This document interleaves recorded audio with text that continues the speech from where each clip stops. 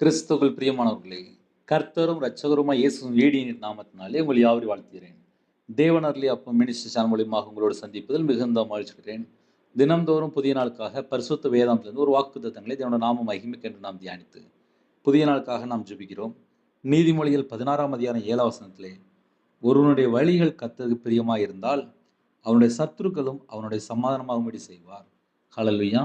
கிறிஸ்துவுக்குள் பிரியமானவர்களே, ஒருவனுடைய வழிகள் கர்த்தருக்கு பிரியமாயிருந்தாள்.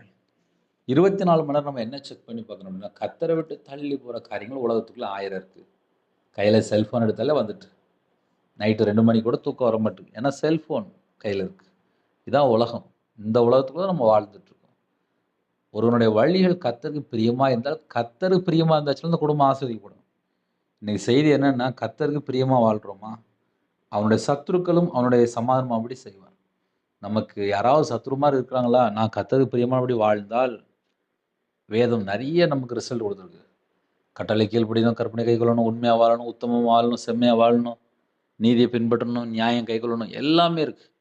அவருக்கு பிரியமானபடி வாழ்ந்தால் நம்ம குடும்பத்தை ஆசீர்வதிப்பார். நம்ம ஜெபிப்போம், நம்ம குடும்பத்தை ஆசீர்வதிப்பார்.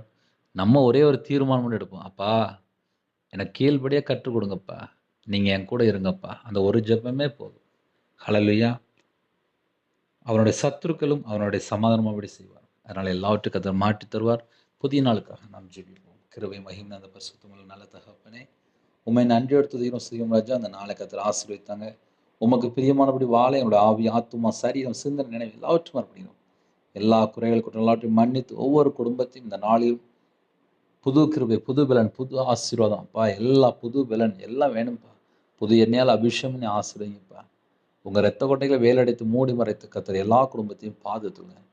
எல்லா காரியத்திலும் கர்த்தர் கூட இருங்க. நீங்கள் கூட இருங்க. உங்கள் நாமம் மட்டும் பயன்படுத்தும். உமக்கு பிரியமானபடி வாழ அர்ப்பணிக்கிறோம். இரவும் பகலுமா வேதத்தை தியானிக்க, ஜெபிக்க, துதிக்க, ஸ்தோத்திர வழி செலுத்த அந்த கிருபைகள் தாங்கப்பா. இந்த நாளைக்கு காண கிருபைக்கு 1000 மடங்கு ஸ்தோத்திரம். ஜெபிக்கிற ஒவ்வொரு குடும்பம் ரட்சிக்கப்படும். கர்த்தர் கிருபை செய்யுங்க. இயேசு கிறிஸ்துவின் பிதாவே, ஆமென். தேவனுக்கே மகிமை உண்டாதாக. கர்த்தர் தாமே உங்களை உங்கள் குடும்பத்தின் சகல காரியத்தையும் சம்பூர்ணமாக திருப்தியாக ஆசீர்வதிப்பாராக. ஆமென். God bless you.